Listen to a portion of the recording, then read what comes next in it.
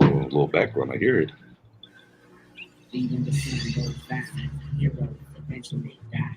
Those folks often lie, and sometimes lie. Nothing is for show, nothing is for certain. Nothing is for show until they go for hurting.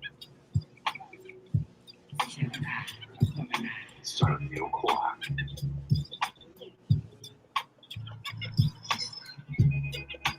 A little background, I hear it.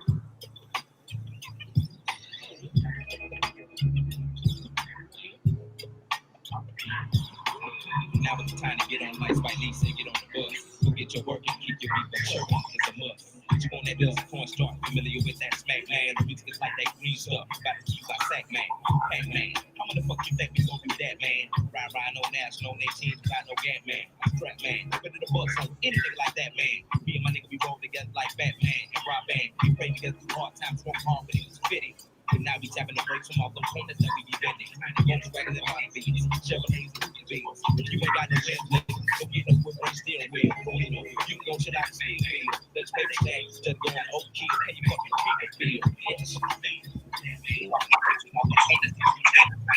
The Jets released Le'Veon Bell. Yep. We want to get into that 25 seconds, about to get it in.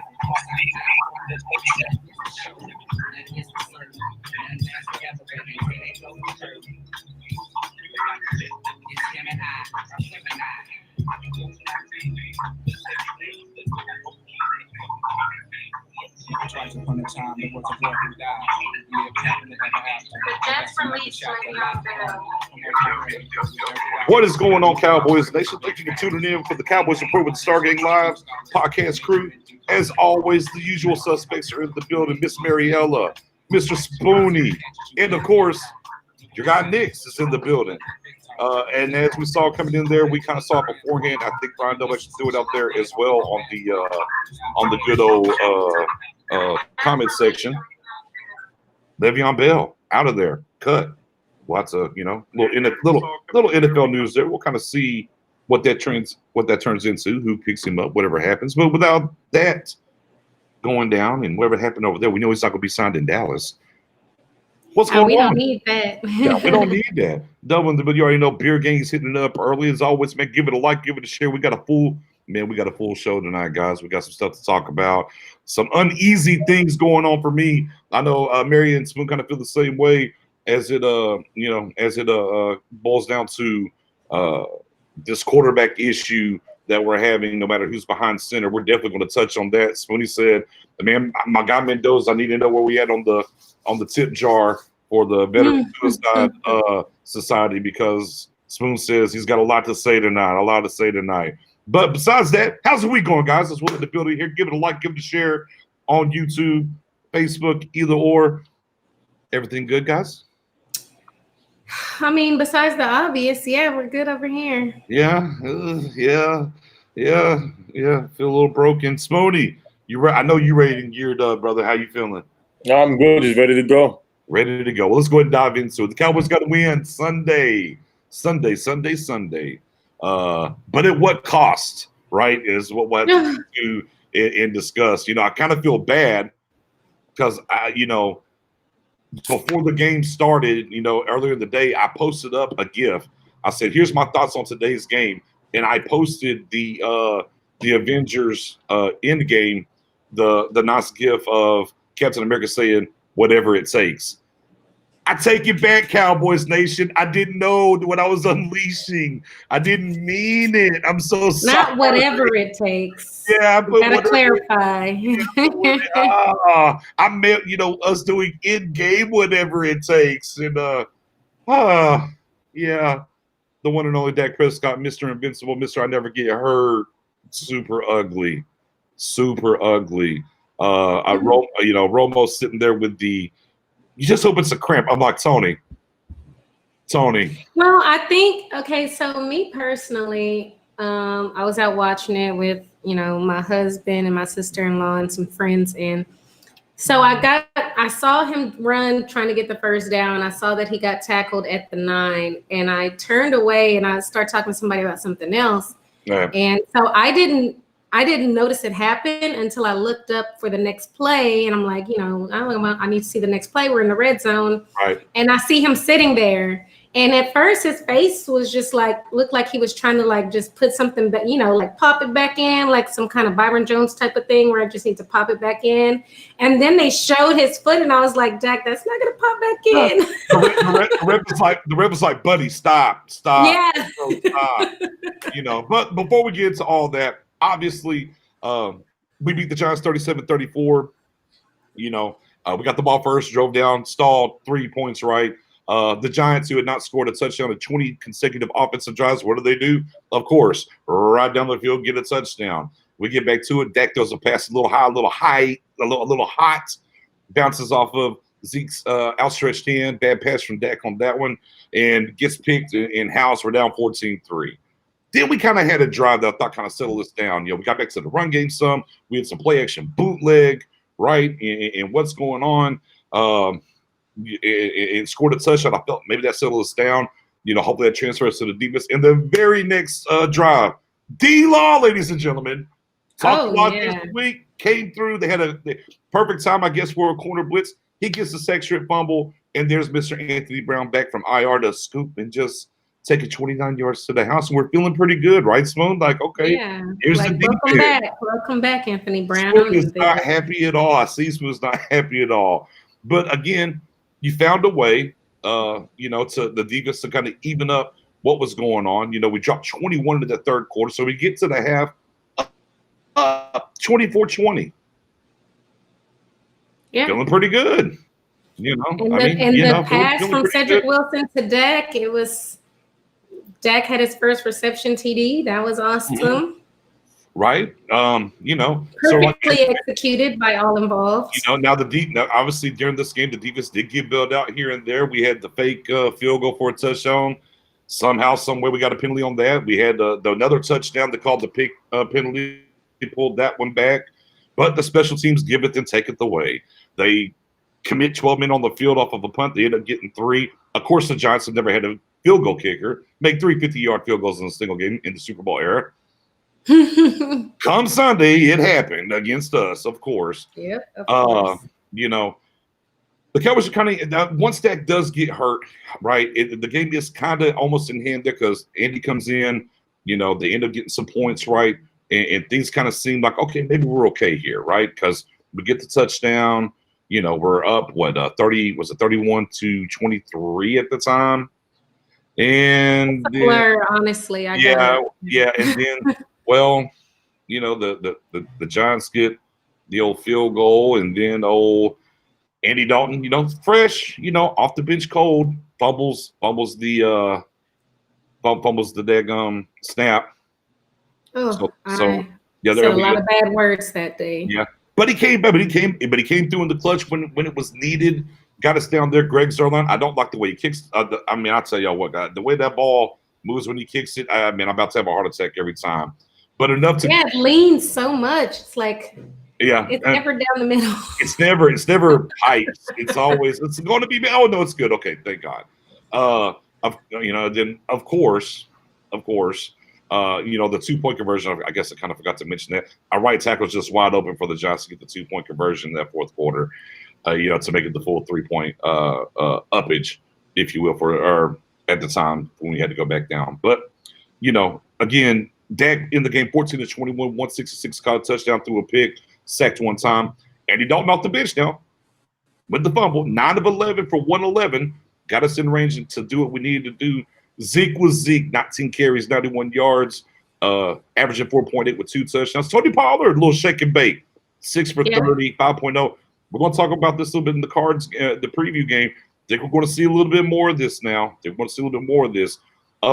CeeDee Lamb is a grown man, ladies and gentlemen. Oh, man. Oh. 8 for 124, 2 terrible targeting hits. The second one, the guy should have got ejected. And he just got Spoony. This is going to make you smile now. He did. He just got a flex on him. Like, give me the flag and let me flex on these guys. My goodness, Spoon. Spoon's not having it. No, I got hyped over it. It says that whole play right there shows why we drafted CeeDee Lamb and no other position, the best play available. Again, kudos to BJ. He started that CeeDee Lamb train. Me and Mary eventually bought it and hopped on, and then we enjoyed it when we drafted him. And his big playability right now that we've seen before our shows, and this is only the beginning. So definitely excited for the future. Is it Modelo time? Okay, yeah. Yes, it is. Modelo time. Let me check in the chat real quick. Yeah, it was 24-23. We got the touchdown, went up 31-34. And we kind of know where everything else went from there. But yeah, CeeDee Lamb, man. Shout out to CeeDee Lamb. Obviously, I think there's something wrong with Cook, guys. Even on the end-around run, he didn't look like full speed. Obviously, with a couple of catches for 23 yards. But, man, Cook didn't look like he was moving smooth to me at all. I think there's an issue there. But Michael Gallup, of course, showing up huge late with a couple of big catches from Dalton, 4 for 73. Cedric Wilson, 4 for 22, still chiming in, doing his thing as a fourth wide receiver. I mean, hey, do a touchdown pass, caught you 4 passes. Man, what a blessing to have a guy like that, right? Yes. Now, of course, let's kind of flip over to the other side. I want to look. I'm holding the defense up, but I want to talk about the defense, obviously. But hey, I don't know about y'all. I'll be honest with y'all. I picked up Devontae Freeman. I started him in fantasy football. I was down a lot of people with COVID and everything else, and I'm like, well, I'm going to pick him up and start him. And, of course, he went 17 to 16 in a touchdown.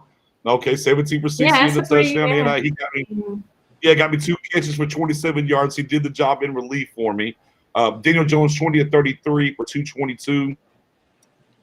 We only sacked him 2 or 3 times, guys.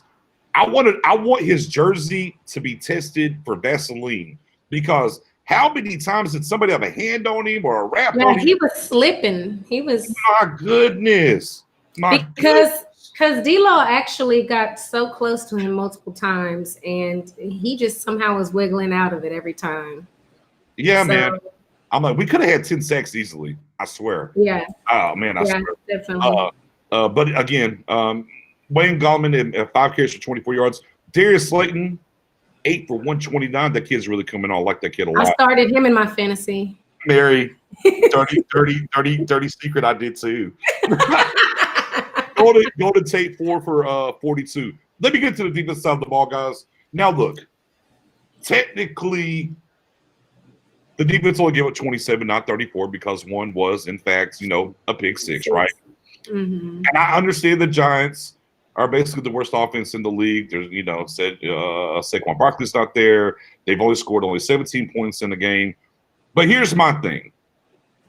Jalen Smith played his best game of the season, guys. Yeah. I saw fans all saying, we gave up so many points to the Giants. They haven't really done that all year. And I agree. But I saw progress just looking at the players individually.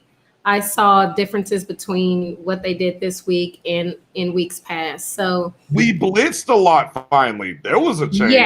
Yeah. And so, I mean, it's very little improvement, but it's there. Right. And of course, and speaking of Jalen, 14 total tackles, 7 solo, half a sack, 3.5 tackles for loss, and 2 QB hits, but he was able to kind of come forward a little bit, right? Cedric Wilson, maybe the downside, he started, apparently freelanced too much, and boom, immediately got benched, and now we got some guy named Parker back there all of a sudden. So we'll see. Yeah, I was like, who's that guy? Yeah, we'll see what happens. Jordan Lewis doing Jordan Lewis things, getting cooked. He got cooked a couple times. That's why he has 6 tackles. But at least he's making the tackles when he does get cooked. There's that. Joe Thomas, another solid game from him. A tackle for loss, 7 tackles. The front line, again, D-Law all over the place bringing it. We've been waiting to see that from him. He played like the contract that he has. Now, obviously, to be fair, we know who we're playing.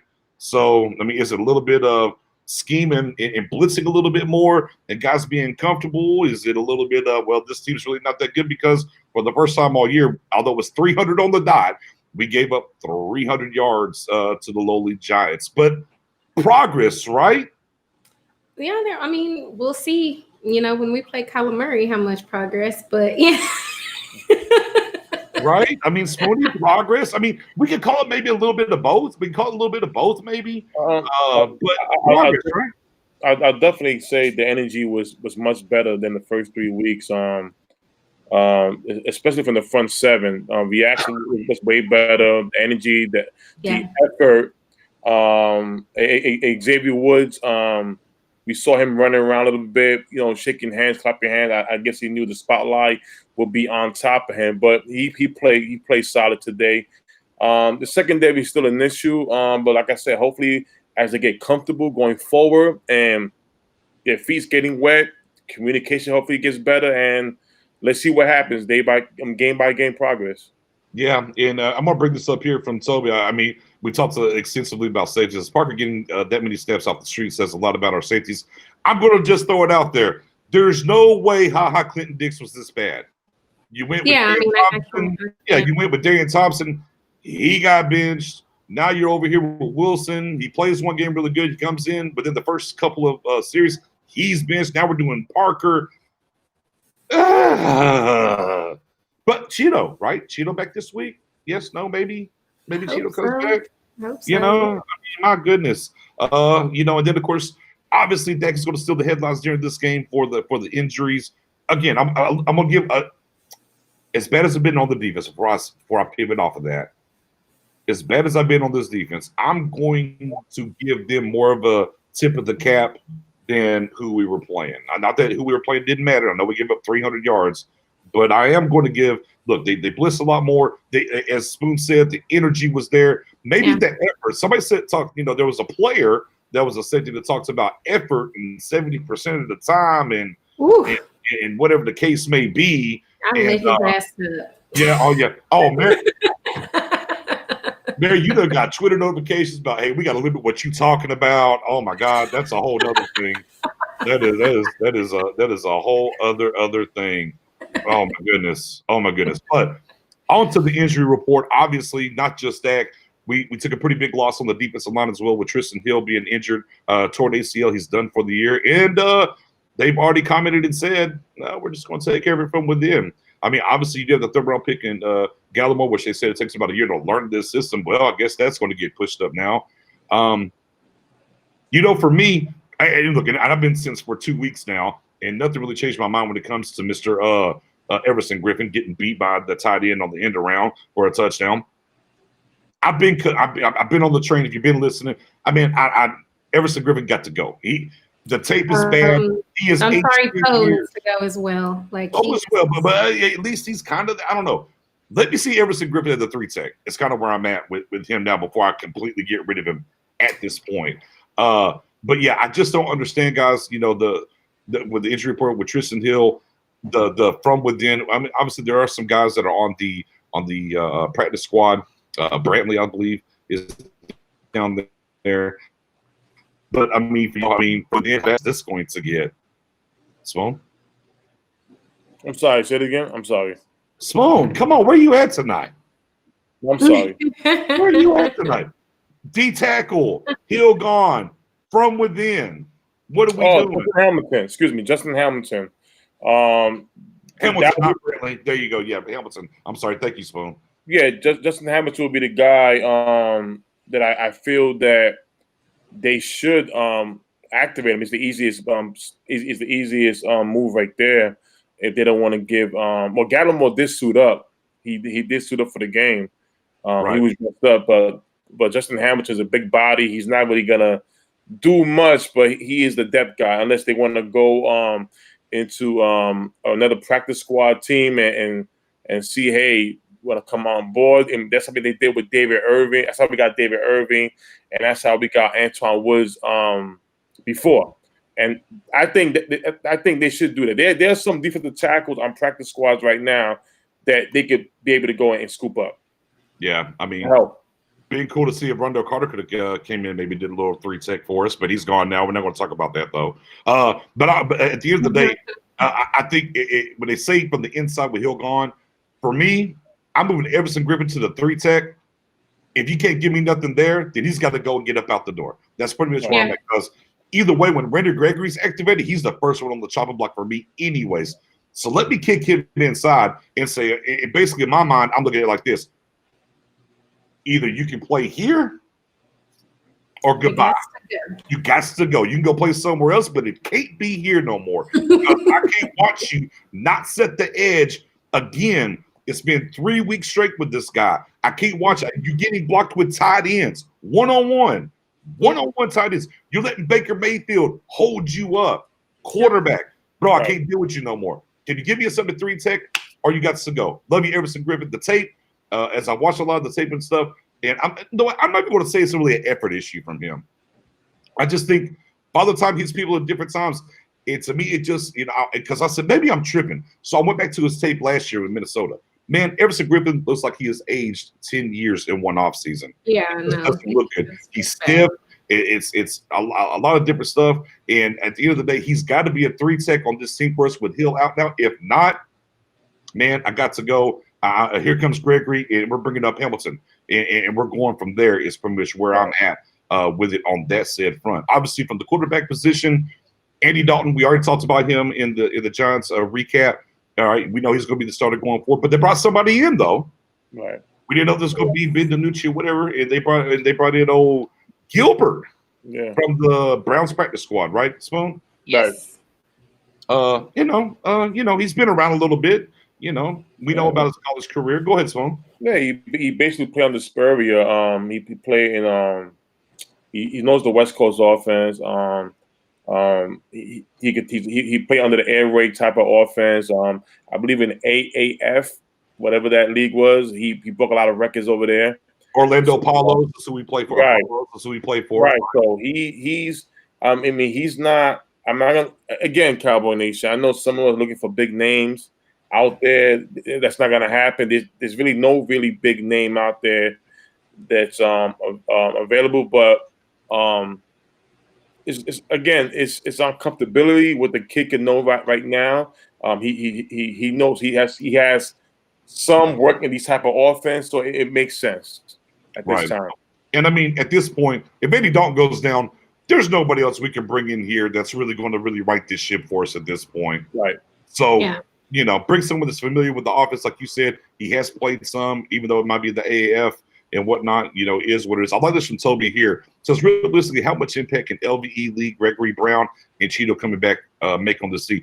I mean, a lot. I mean, they're going to replace a lot of people that are playing right now. Now, we know Lee, he might give us 5 plays. He might give us 150 plays. We know they'll all be pretty damn good plays from him.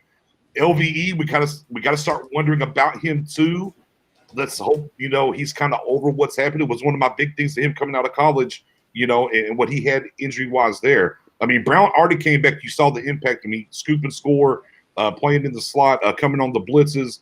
Cheeto coming back means here's the big thing about Cheeto. We can stop seeing Worley at cornerback. I'm through with him too. I knew you were going to say that. Worley is the absolute, oh my gosh. Man, I am not trying to add dollars tonight, y'all. I am not. Worley either has to be pressed or he's got to go play safety. He cannot play outside of what's going on. I'm sorry. Mm-hmm. I like the kid. It is what it is. And sometimes scheme got to match talent. And I understand with the injuries with Cheeto and Brown, like we saw him at safety and saw some good things. And then he had to come back over the corner. If we're not pressing, Worley is trash in this. Yeah. Okay? It's the best I can put it. So Cheeto coming back obviously means Worley can go back to safety. And we know we're down to number 40, Parker that was playing this week. Maybe he can go there and make an impact for us. Yeah, and I mean, Gregory means that Everson Griffin is off of that right side. So, I mean, we know that Gregory's going to give it his all. He's fast off the line, so he's not going to get blocked by a tight end. So, I think he can make a big impact. Definitely. Well, listen, I almost sent. Hopefully, I don't get blocked on Twitter by Cheeto, but I was going to send him a virtual hug. Because I was one of the ones in the offseason ready to move on from him, but I really missed the big fella at cornerback. And I think I'm gonna shed a tear when I see him play because, my God, it's been atrocious back there. Never know what you have until it's gone, man. Yeah. I've always throughout the years, this guy always got a lot of hate on here, and somebody want to bleach in their eyes, and I'm like, hey, y'all hate on my guy a little too hard. Here's my thing about Mary, it's my time right now. I'll give you your rebuttal. It's my time. Boy, I swear, I think I saw a guy this weekend by the name of Jeff Heath go snag an interception off of Patrick Mahomes and damn near house it 50 yards to the 2-yard line to help that team secure a win. I said, boy, and you triggered me. You said, you don't know what you have till it's gone. Man, what we wouldn't give for Heath to be back there right now, that revolving door on the other side of Woods. But go ahead, Mary. Yeah, I mean, obviously he would be better than what we have right now. But I never hated Heath. I hated him as a starting safety.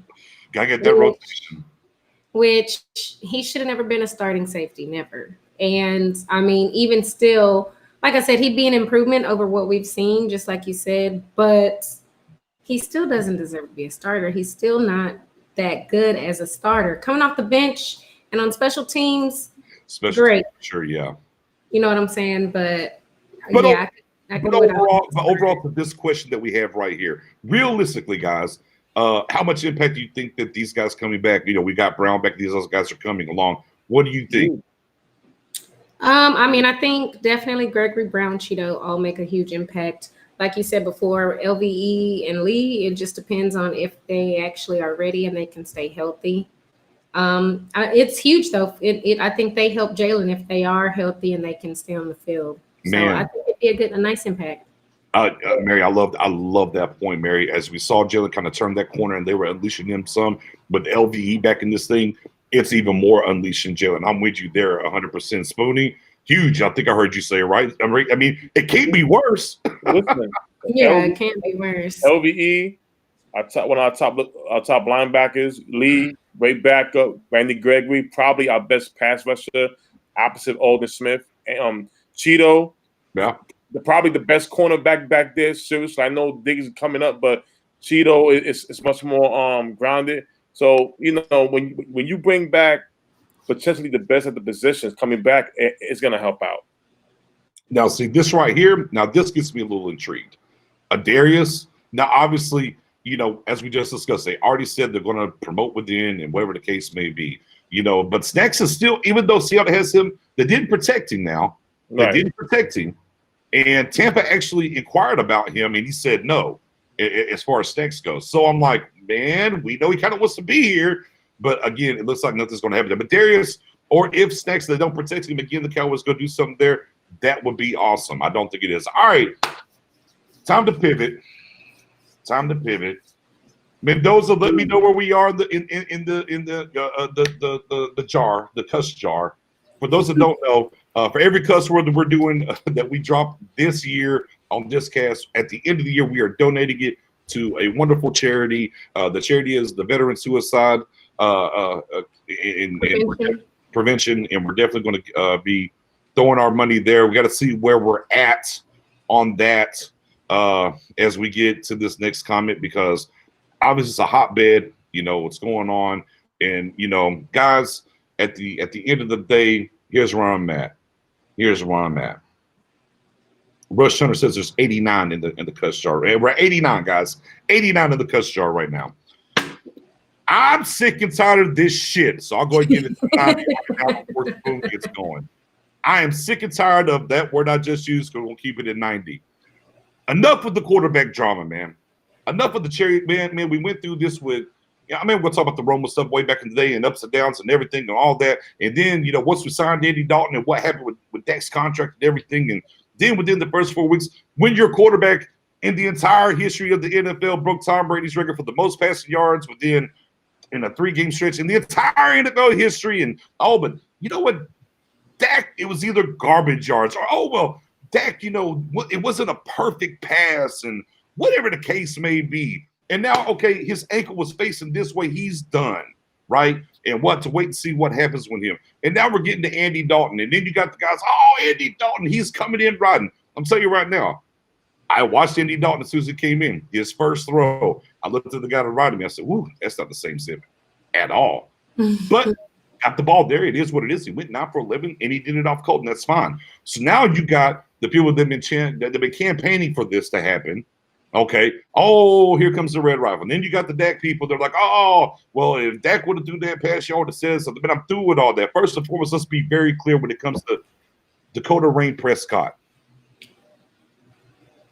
It's a terrible situation for him, period, in what happened and what went down.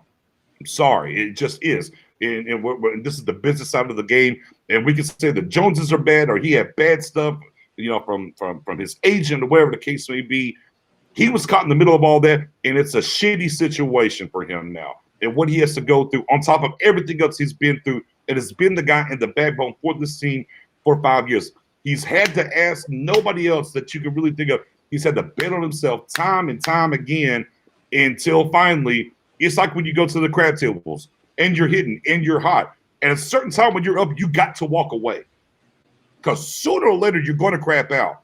And this past Sunday, for the first time ever, how many times have we seen Dak take a DB and just stiff arm him going about his business? And you know what? Finally, he crapped out. We found out the NFL is a grown man's league, and no matter how grown of a man you are, from old Jerry saying Dak's the daddy, right? Remember that comment when he stiff armed a guy or whatever, you're eventually going to crap out. And now he's in a terrible situation. Now the Joneses are giving us the lip service. They're going to take care of him, or whatever the case may be. And all that's fine and dandy. I'm tired of the disrespect for Dak. I've been tired of it as we were going through the season, acting like this defense and everything else wasn't going on. And it's the same thing here with Indy. This defense and special teams don't get no better. Do you think Indy's going to overcome it? Hell no.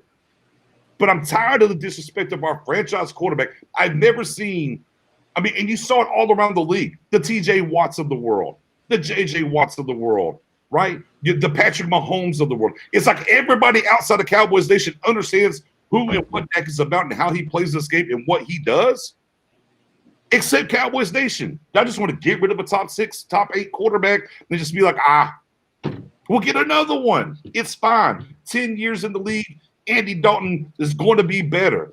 It's bullshit. I'm riding with Andy, though. I'm not going to sit here because it's star over everything, as I put in the hashtag today, even during the Rumble Dak everything. Man, I don't care who's behind center. I'm not rooting for him to lose. I want to win. And it's asinine. And some of y'all, and look, I'm telling y'all now, because we've added a lot of people in the group, this is your warning. This is a warning. I'm telling you now. A lot of people have come to the group this year. We pride ourselves on not being like these other damn groups. No disrespect to any of those groups. Run your group how you see fit. We pride ourselves. If you want to troll, man, go to the NFC. Man, go troll and do your thing somewhere else. We don't troll. We are trying to be educated and have great conversations about football and be better. And I'm telling you now, some of y'all I'm putting on notice. If you're with the shits, if you keep on with the dumbness and the posts and you're not bringing no real content to what you're talking about, man, you're going to get up out of here. I promise you. And we'll be just fine. No problems. We'll be just fine. But I'm tired of the bullshit, and I'm tired of the back and forth. Hey, man, it sucks for Dak. Acknowledge it and move on. I don't want to hear about nothing else about Dak right now. Right now, it's Andy Dalton time. Let's get behind Andy Dalton and make it happen. I don't care if Andy Dalton goes out here this week and goes 10 for 22 and throws 3 interceptions. Like, well, damn, Dak wouldn't have done that. We did. Knock on wood, though. Knock on wood. Knock on wood. Oh, yeah, knock on wood. Knock on wood. Knock on wood. But here's the thing. It don't matter. Of course, Dak wouldn't do that. You know why? Because Andy Dalton's a damn backup. He's a backup for a reason. Okay? Be clear. Let's get behind him.